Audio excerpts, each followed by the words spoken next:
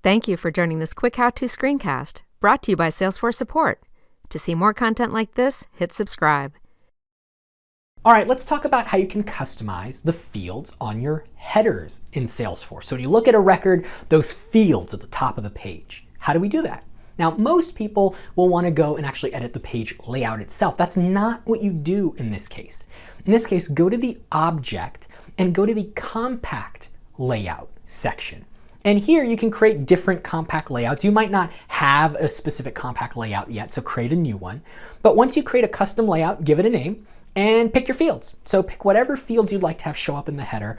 Less is more. You don't want to have too many fields up there. Think about the ones that are most important for your reps and hit save. Now you have the layout, but it's about assigning the layout to the right record type.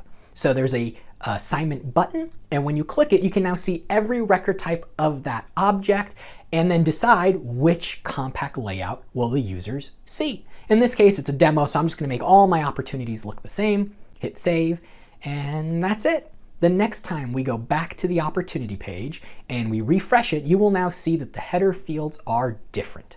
Okay, so if you want to control what shows up in the header, you do that by updating the compact layout, and just don't forget to assign it correctly to have it show up. For more information, check out help.salesforce.com or join us on the trail at trailblazer.salesforce.com.